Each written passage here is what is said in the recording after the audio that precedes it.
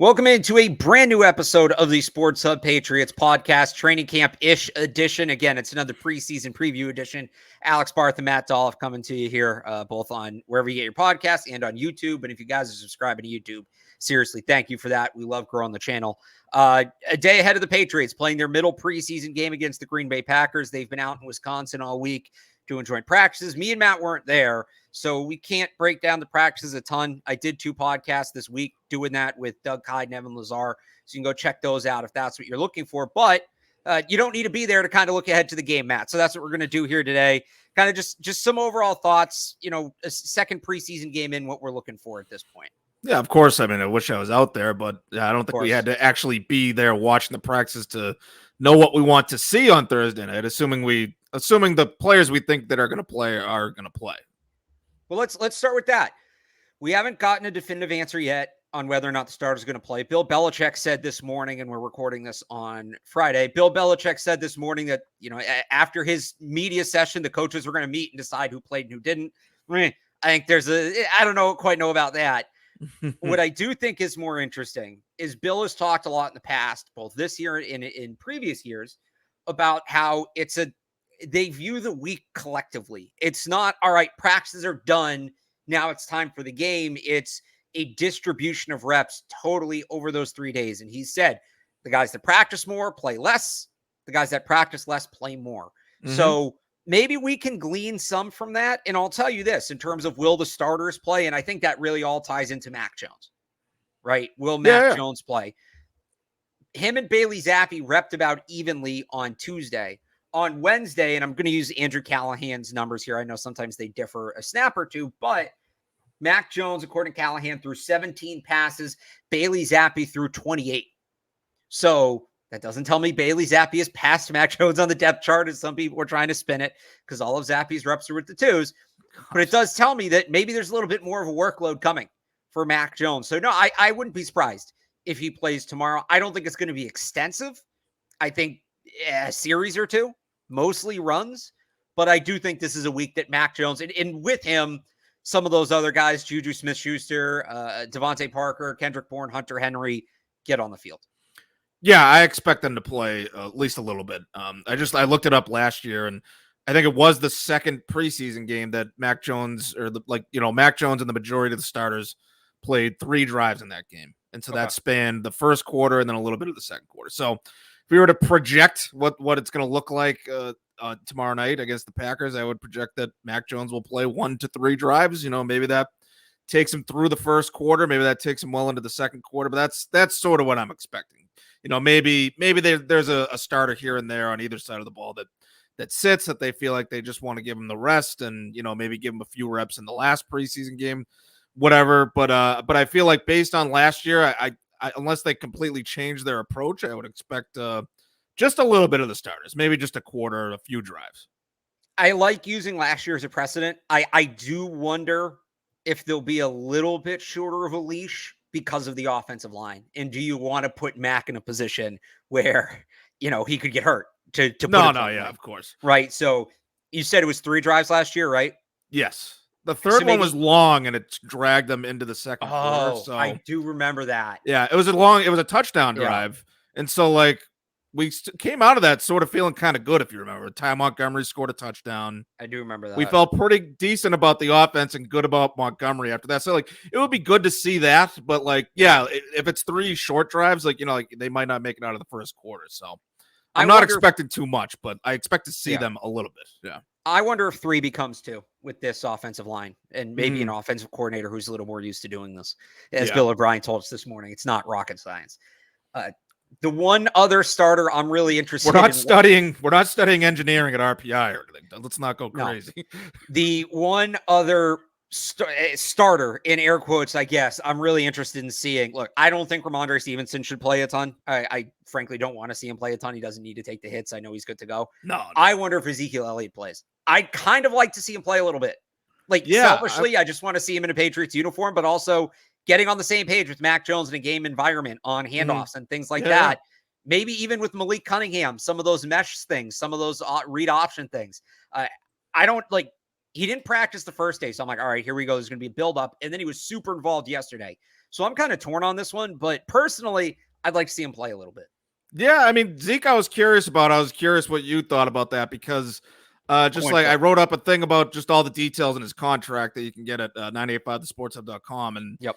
it was just interesting to me. There was just, it's a minor thing, but, you know, per the details from Mike Florio, that there's a little clause where they pay a little bit less of a salary if he gets a season-ending injury before the season opener. So camp, preseason, like all that. If he gets injured and it's like a lost year just right out of the gate, then they save a little money. But does that mean that they plan on actually playing him in the preseason, or do they get extra cautious with this guy that they just signed and they gave him all these incentives and they need a running back and all that? So yeah, I don't know what that contract, that little clause in his contract would really indicate as to how much we're going to see of him in the preseason. But yeah, I would like to see him get, you know, just a handoff or two, or maybe just get one target in the passing game, one little dump off. We've seen a lot of that with Stevenson. So I would expect, I don't know if I would expect either of them, but I would like to see either of those running backs, you know, make a little play in the passing game. I want to see as many aspects of the starting offense as we can in a real game situation. So that would include the running backs, particularly in the passing game. All right, so let's use that to jump into our main point. I texted you beforehand. Let's each give 3 players we're excited to see. Yes, we're doing a big 3, like the sports. Oh, a little crossover episode. I didn't even think of that. We can draft. We'll go back and forth. Love that. And we have not conferred our list, so there might be some overlaps. I have like 5 players just in case. But you talk about wanting to see the starting offense as it exists, and that leads perfectly into my first player, which is, and all 3 of mine are rookies. Spoiler alert. Offensive tackle, City So. Okay. Or City So. Sorry, City So. Is it so? I did find out it is so. So, not it is so. so. It is so. All right, good to know. I'm looking forward to seeing, because ever since that first preseason game, he's been repping a lot at right tackle, and it seems like that might be kind of a plan, especially if Mike Onwenu's not going to be ready to start the season, because I think they like Riley Reef at guard, which I want to see too. But even if the starters play, I don't know if Riley Reef plays because he's 34, but he didn't have a great first. I didn't think City So had a great first preseason game. What do I know? I think the Patriots were very happy with what he did because suddenly he has this bigger role. So here we go again. Another chance to evaluate him in game action. I think that he's going to be one of the most talked about players one way or the other coming out of this game. Because going into that Texans game, we didn't really know what their plan was for him. Antonio Mafi seemed like the rookie that was the guy. And now all of a sudden it seems like they have a major plan for So. So I think there's going to be a lot of eyeballs on him, and I'll certainly be watching him closely. Yeah, sure. I had the rookie O lineman on my board for this special big 3 bar, so I just got to cross it off my list real quick. Oh, you had them as like 1. You're getting creative. I didn't want to pick just one. I had Mafi. I usually do that, and I get eye rolls for doing stuff like that, but I love that you did that. Absolutely, all 3 rookies, you're allowed to do that. Sure, but if you made me pick one, I would say City So, because tackle is still the biggest concern on certainly the offensive line, maybe the biggest concern on the whole team. So it would be huge if this rookie could step up after he played guard at Eastern Michigan, and all of a sudden they turn him right back into a tackle. He played tackle earlier in his college career. So it would be huge if they could develop him back into a tackle and throw him right out there. I'm not getting my hopes up that he's going to be like a really good right tackle right out of the gate. But yeah, offensive line like that is going to be the guy I'm watching, because I still feel good about the starters as long as they're out there. But, you know, as long as we're looking at potentially a rookie starting at right tackle right out of the gate, that's the guy we got to keep our eye on. Talk to me about one of the other guys, because if we're doing this big 3 style, I took So talk to me about one of the other rookies and your thoughts on him, just for the aesthetics. Not as one of my picks, you're saying. Just throw him in. Yeah, they're throw him in as part of the conversation. I mean, Mafi. I mean, Mafi's played both guard spots. He's a wide individual. This is the kind of guy that might actually be kind of fun to watch at guard with his frame and how he's played, and he's played on either side. So I mean, that's obviously a guy we got to watch too. Yeah, textbook Patriots guard with, like you talk about, the frame, the build, the size. He's wide. It's a wide guy, and if they're going to move, I think he becomes really interesting, because at some point, Matt, they've got to have that conversation about moving Mike Onwenu back out to right tackle. And look, Mike Onwenu needs to get back first. He's still on PUP, but if they're going to do that, I think Antonio Mafi's the guy that plugs in at guard. It might be Riley Reef, but if Onwenu's moving out to right tackle, maybe that means Reef is hurt or he's just, getting beat too much. But I think Mafi's another really interesting guy to watch. Jake Andrews is kind of the odd man out to me in that group this year. Yeah, he's still, I mean, like, he's like a third string center, second or third string guard at this Which is ironic because stage. he's the highest pick of the three of them.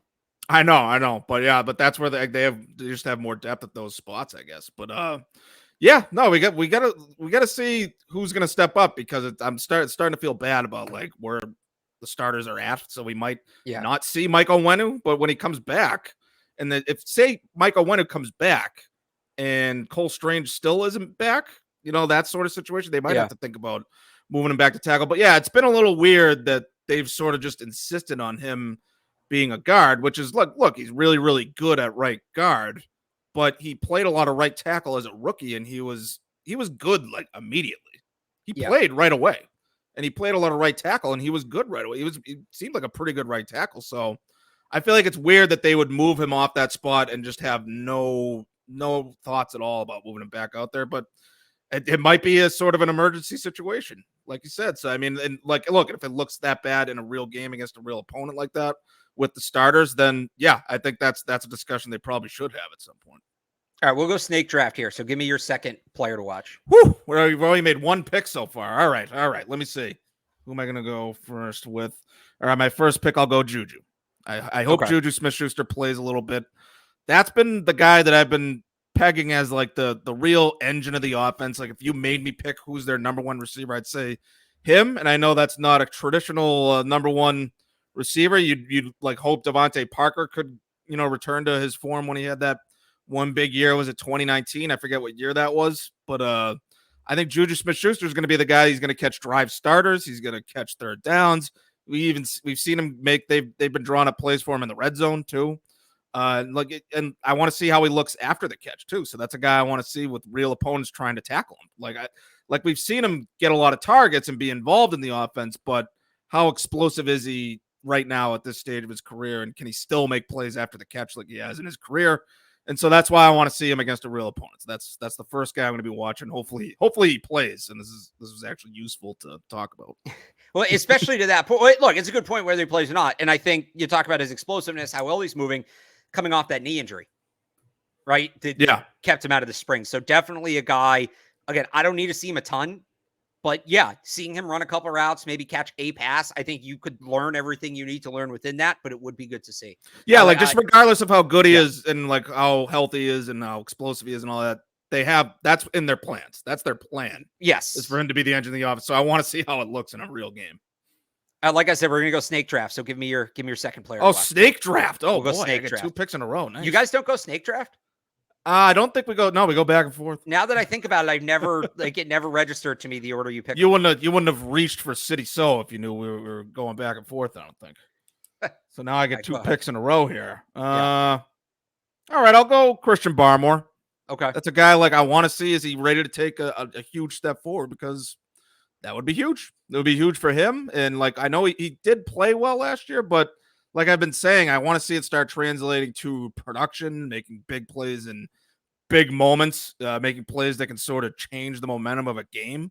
Like I feel like we haven't seen too much of that over his first couple seasons, but I think he has the talent to be that kind of player. And so I don't know how much of a glimpse we're going to get at that sort of potential in a preseason game, but if the starters are playing, I mean, Packers have a pretty good offensive line.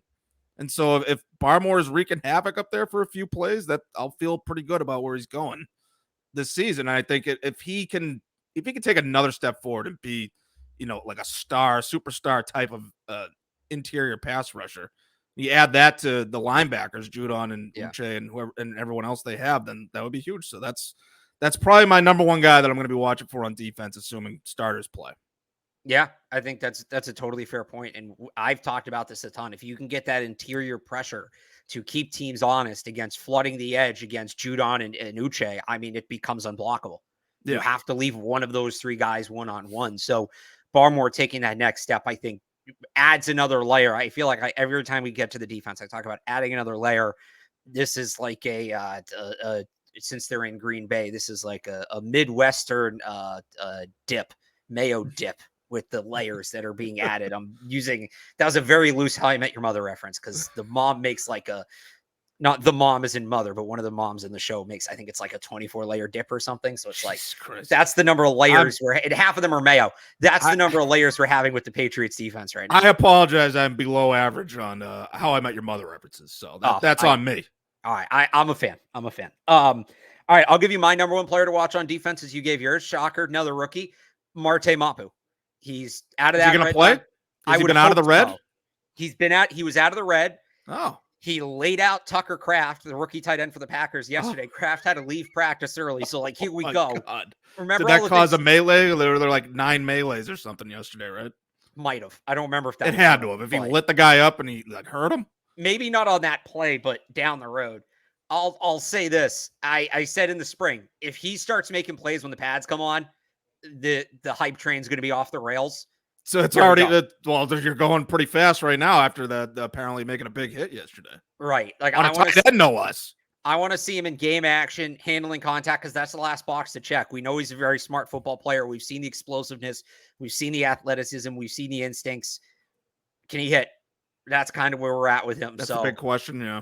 And we'll get a good look at that. Yeah, well, my question with Mapu is like they have tried him all over the field as far as this too, yeah. As far as like running drills in practice, they've tried him in all different kinds of spots. Where do they actually use him? Like, where do they actually decide this is where we want to play him? Because like I do envision him as someone who would line up at different spots in the field, but is he going to play like literally every position like that guy you were talking about earlier? Like, I'm not so sure of that, especially as a rookie. So it'll be interesting to see just how he's used, and when he gets put into a situation where he can hit someone, it'll be nice to see him actually finally do that.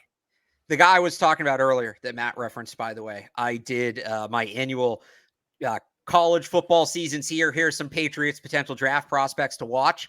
That is in the works. That will be up on Monday, so I won't spoil the name, but 985thesportshub.com on Monday. It'll be clear when you read it who Matt was talking about, which one of the 8 prospects I referenced. But oh, that's on me again. I forgot which was off the air and on the air between. It was off the air, but honestly, that's a great spoiler. That's a big market tease right there. I'm glad you teamed me up for that. So the inadvertent big market tease. I love it. Again, I'm giving all rookies as my players to watch, and I'm already on to next year's draft class. So Monday, 8 players I'll be watching this college football season. And the title says 8. I think I actually named like 15 or 16 players, but that is how it is. Of course. Honorable mentions. We do that on the Big 3. Honorable mentions, yeah. But you get snake draft. You get another pick, right? I do have another pick, and it is another rookie. And you know me, I like to try to go with these things where nobody else is going and try to sound smarter than everybody else. And here's the guy I'm watching. Nobody else is watching. I think I know where you're going. You remember? No, you don't. You remember last week I did the whole thing about the real quarterback competition is the third quarterback with Malik Cunningham and Trace McSorley. I'm actually going with the guy I think everybody's the most excited to watch, and that's Malik Cunningham. Okay. You can call it saving the best for last if you want. Malik Cunningham's making this football team. I feel very confident in saying that at this point. I don't know to what extent his role will be, but he's going to be here. And I think he's going to be on the 53. I think he's going to have multiple roles. We've seen him as a quarterback. We've seen him as a wide receiver. We've seen him as a gunner. But it was just that one drive last week. He only threw a couple of passes. They really just kind of ran the same couple of plays over and over. I want to see him tested with a little bit more. Not saying that I don't think he can do it, and I don't even know that they will do it. Maybe they want to keep it all hidden, but I want to see more Malik Cunningham. I want to see if he can build on the hype. I think the coaches are super high on this guy, and it stuck out to me today, and I wrote about this on 985thesportshub.com this morning. Ross Douglas was asked about Cunningham taking on the playbook as both a quarterback and a wide receiver and the levels of complexity that come with that. And not only did Ross Douglas say he's handling that, he's also simultaneously teaching the playbook to Kayshon Boutte and Demario Douglas. He said the exact wording from Ross Douglas was he's taken them under his wing. Wow. So it's not, you always hear this time of year, veterans taking rookies under their wing, right? You hear that. It's like a common training camp trope. So he's somewhere between a rookie and a veteran. Right. A rookie taking other rookies under their wing is new. And that is something that in those coaching rooms is going to get a ton of attention. So I think they're as high. I don't know that they're as high on Malik Cunningham as some of the fans are, but they're high on him. And I think he's going to be here. So going into last week, I didn't know. It was kind of, what's the plan here? Is he really a quarterback? Is this just going to be to kill snaps in the preseason? I feel I have a more complete grasp, not a fully complete, but a more complete grasp on what they want Malik Cunningham to be. So I'm looking forward to watching him now, kind of already having that information and being able to watch him through that lens. Yeah, I mean, it's impressive if he's taking the other rookies under his wing like that. So Yeah. maybe he does have what it takes to. Because look, quarterback, I don't care how athletic you are, how fast you are, you still have to have a mind for the game and to be able to make those plays in those moments on the field. Like you could know the playbook up and down, but can you make the play when the bullets are flying for real on the field? Like that's all part of it. And look, if Malik Cunningham has that special ability to, elevate himself and be that player that he's in command on the field, that whole intangible thing, then you got to give him a shot at quarterback. And look, I want to give him a shot at quarterback, but he's realistically still far away from being anything at that position. But I mean, come on, he should be on the team over Trace McSorley. Yeah, I mean, McSorley was never going to make the team, but it was more that thing last week was kind of hyperbolic. With Cunningham, it's more, do you carry him as a Taysom Hill kind of player? And I don't even remember what the thing last week was, but him and McSorley. I don't remember what I said 5 minutes ago. Barth. Him and McSorley are battling. That was like kind of tongue in cheek. But no, because last week it was like, all right, they're going to keep Mack and Zappy, and they'll keep a practice squad quarterback, and it should be Cunningham, but can he prove over McSorley that it's him? And he did it. Now there's the question of, does he get a 53-man roster spot? And I think it's strongly trending that way. Yeah, he should. I don't know that he's like a lock. What's like one step short of a lock? He's whatever that is. That is how I classify him. So I wouldn't call him a lock, but I'd give him a good shot, especially when you got to sort of strategize as far as putting guys on PUP and IR and practice squad and all that. He strikes me as a guy that they wouldn't want to risk putting on waivers at this point. Yeah, agree. And they're letting go of some of these special teams guys like Jordan Healig and DeMarcus Mitchell. And if they're going to keep less of those guys this year, that's the kind of guy it opens up a spot for. It opens up, again, the comp I keep using, and I know it's lazy, but it's just the right comp, and there's not a ton of examples elsewhere in the league, is Taysom Hill. Not comparable players at all, but that role where he's going to play quarterback sometimes. He's probably going to have like a specific package, like an option-based package at quarterback. He can give you some reps on the boundary as well, or out at wide receiver if you need him to, and maybe he plays some special teams. That one to me is honestly the one I wonder the most about, because he said earlier in camp when he was first playing gunner, we asked him about it. He said he hadn't tackled anybody since Pop Warner. So you got to be able to tackle if you're playing gunner. I'm not saying he can't, but like learning tackling is a skill in the NFL when there really aren't live tackling practices. Right. That to me seems like as steep a hill to climb as any, right? Obviously learning the Patriots playbook at two positions is tough, but he's been a quarterback. Like you said, he's got this great football mind. That's something I'm not saying it's easy, but it's something that I think he should be able to do. I don't really worry about him being able to do that. Learning tackling at the NFL level, that's a tall task.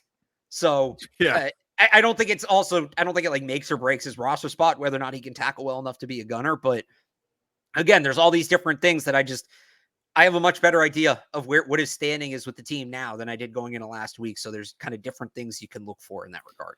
Yeah, it's just like, I think what held him back from being drafted is just his size. And like, I guess he just doesn't have that elite NFL level arm talent, but the guys can overcome that. Like we said, if they have a mind for the game, and Malik Cunningham obviously has some, explosiveness, athletic ability to his game. So yeah, he's a guy for now, I want them to keep him around and develop him and see what happens. And yeah, it might just require keeping him on the 53 and moving on from one of those special teams guys and saying, hey, we'll bring you back, or we'll figure it out. We'll put some guys on IR. But like, yeah, in terms of the game, like I am going to be watching Cunningham when he's out there, obviously, but like, I'm just not sure if he's going to be playing against, something better than what he was playing against in the last game. Because otherwise it might just be the same thing over and over again. And, we might not learn anything new there. So I'll be watching him, but I hope there's a little bit of an elevation in the competition level.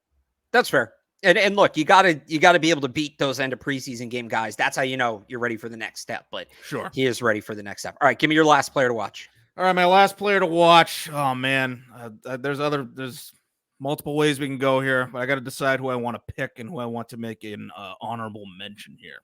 All right, I'm gonna go back to the offense. I'm gonna go with Devontae Parker.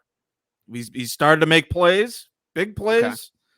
He's been making big plays in the joint practices, apparently.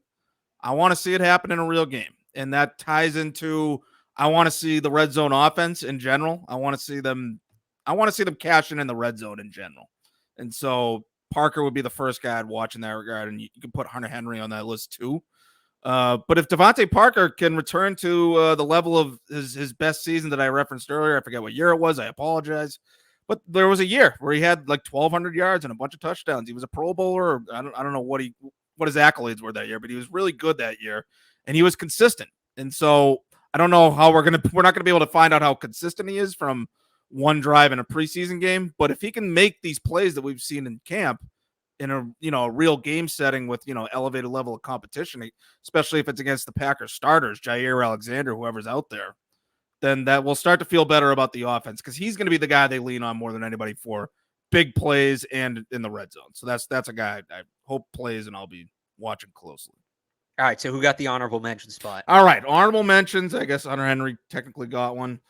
Mac Wilson is a guy I want to watch on the defense. I want to see if they're making progress at off-ball linebacker, making plays in the passing game. I know Mac Wilson sort of flashed in that area, but can he take a step forward and be a little bit better in that area? Jabril Peppers is an honorable mention. Yes, that's my guy. All aboard the Jabril Peppers hype train. Apparently, he's been vocal and active in the joint practices, and obviously replacing Devin McCourty is an interesting one. How are they going to do that? But if Peppers, who is, he's kind of an athletic freak at safety, and like he could be used in a number of different ways. I want to see how he's used, and I want to see if if he takes a step forward from last year, and that could make a big difference on the defense. So I'm looking to see what he can bring to the table. All right, I'm going to give you my Jabril Peppers hot take, and then I'll give you my honorable mention. We'll wrap it up. Oh, boy. And I want your reaction to this. I debuted this take last night when we had Evan Lazar on the podcast. Okay. We've talked a lot about replacing Devin McCourty on the field, but also off the field, that leadership role, right? Yep. And I think an important thing to consider when you look at who's stepping into that leadership role is their tone, because the defense will often or it is true on offense too, but like a defense takes on the identity of its leaders. And when you had Devin McCourty, Dante Hightower, Steph Gilmore, very businesslike, stoic, mechanical approach, right? And that it felt like the defense embodied those guys. So those guys are all gone now, right? Who do you have emerging as leaders on this defense? Juwan Bentley's one of them. I kind of like that Jabril Peppers is another. You know why? Because he's nasty. Yeah. Super nice guy off the field. Love talking to him off the field. It's really funny. But like on the field, a-hole. just a menace. And Bentley's the same way. And you got to, the off the field stuff aside, Jack Jones with some of the comments he made last year, right? Maybe Keon White grows into that role. He was getting under people's skin. Evan said to Cross Sports when he was on yesterday, he said, watching the way Keon White was kind of playing to the whistle yesterday and all that gave him some Brad Marchand vibes. Ooh. So, which I know for you, Keon White and Brad Marchand, but when it gets to when it gets to Jabril Peppers specifically, I want to read this quote from Tom Curran yesterday from Twitter, because I thought this was interesting. This is Curran on Twitter during yesterday's practice. And you mentioned Jabril Peppers was talking the whole practice. Matt goes up top to Devontae Parker for long TD. Jabril Peppers, who has not stopped chirping all day, had so much to say to Jair Alexander. Kept doing it on your head motion to the Packers. Trace of a smile on Bill Belichick's face and a thumbs up. So you know what that instantly reminded me of? What's that? Big physical safety, just being a menace during practice, and Bill Belichick sort of on the sideline encouraging it. Rodney? Doesn't that sound like the stories we used to hear about Rodney Harrison? It does, yeah. I'm not saying as a player, Jabril Peppers is going to be the player Rodney Harrison was. Rodney Harrison, that sort of role. Whether the Hall wants to put him in or not, Rodney Harrison's a Hall of Famer. But, and every opponent is like, I hate this guy. I can't stand him. I love the idea of Jabril. First, I think he's going to have a breakout season just as a player, because he's finally healthy. He wasn't healthy last year. 2 years in the system. The way the defense is going to change without Devin McCourty, I think, plays to his skill set. He's like my guy on the defense this year. But him emerging into a leadership role and bringing some of that Rodney Harrison FU edge to the defense, I love that idea. And you go back to those defenses with guys like Rodney Harrison and Ty Law's kind of an a-hole. Ty Law, they were Willie McGinnis, huge a-hole. And like, it's different. Teddy Bruschi has some class. Teddy, but, yeah, but a lot of a-holes on that defense. You had guys. Vrabel had to be a huge a-hole. Right. You had guys that went out there and punched you in the mouth and then laughed about it. And now you're getting me real excited about this. Right. I don't think it'll be exactly the same because it's a different era and the rules are different. Yeah. But that might be the way to play defense these days, Barth. You can't touch these guys. You're not gonna beat them by just being physical. Troll them a little bit, get under their skin, needle them a little bit, frustrate them. Maybe we'll see more of that this year. In a league where all the defenses are getting smaller and more athletic and agile, being an old school punch in the mouth defense is going to catch teams off guards. And punch them in the mouth mentally and physically, it's going to be their identity on offense too. You sign Ezekiel Elliott with Ramondre Stevenson, heads are going to roll when they're handing the ball to that duo. But I love the idea that Jabril Peppers is kind of emerging along with Juwan Bentley as leaders of that defense, because those two guys, the mentality and it's a little different. Bentley's a little bit quieter in the way he goes about it. He's more of a but then you get on guy. Then you get on the field and it's right. I love those two guys as tone setters for the defense. I really do. Yeah, absolutely. I would love it if they set that kind of tone. That might be their only chance in some of these games, like the Chiefs and maybe the Eagles opening night. They gotta be that defense that says we don't fear this high octane offense that's coming in here, because they are facing some of the top units in the whole league this year. So they're gonna have to have that no fear type of thing. Matthew Judon too. That's I'll take a lap after this for leaving Matthew Judon out of that conversation. Oh yeah, no, he goes without saying almost. He's absolutely a fit for that. He's I don't know if he was just blowing smoke with me, but I've asked him about it before, and he considers himself more of like a lead by example type. He defers to Juwan Bentley as the leader, but I've always thought he'd be more of a vocal leader type of guy. But I don't know, maybe he just chirps a little bit. And other than that, he lets his play do the talking, because Matthew Judon could never say a word and he'd still be a badass just because of how he plays. I just always go back to that thing he said when Brady was coming here about how when the reason the Ravens always gave the Patriots trouble was they just didn't bought in. They never bought into the hype, and it was well, we're good too, and we're going to do what we do, and I love that element of it. All right, my two honorable mentions of the punters. Sounds like it hasn't been a great week for Bryce Baringer out there in Green Bay. What's going on there? Can Corliss Waitman close the gap? Hopefully, it's not every game you go into it and say, I hope the Patriots punt a lot. But I need to see both of them. So yeah, I don't think Waitman's had that bad of a summer, honestly. I thought he was in the lead to start camp, but Baringer's made a run recently, and I guess now he's taken another step or two back. So that's a battle. That is a real battle still. Yeah, and we'll see if Waitman can close the gap. So that's it for this episode of the Sports Hub Patriots podcast. I told Matt it would be 20, 25 minutes. I think we're over half an hour here. So, but that's okay. We're having fun, Barth. We are having fun. And if you're having fun, you're sad this is ending, me and Matt will be on the hub, on the actual hub podcast, yes, on your radio, 98.5, 2 to 5 tomorrow, Saturday. We're going to be the pre-game show is what it's going to be. So we're the pregame show is what I like. Exactly. We'll have plenty more Patriots talk there, so you can tune in for that. Also, of course, on 98.5thesportshub.com. Be sure to subscribe everywhere. Sports Hub Patriots audio feed, wherever you get your podcasts. You'll get all of the pregame content tomorrow will be posted there. So interviews with media members pregame, some sound from players postgame will be up there. And subscribe to the Sports Hub YouTube channel as well, because that's where you'll get we'll have some sort of game recap podcast as well. So until that one, for Matt Dolloff, I'm Alex Barth. Thanks for tuning in. We'll talk to you next time. See ya.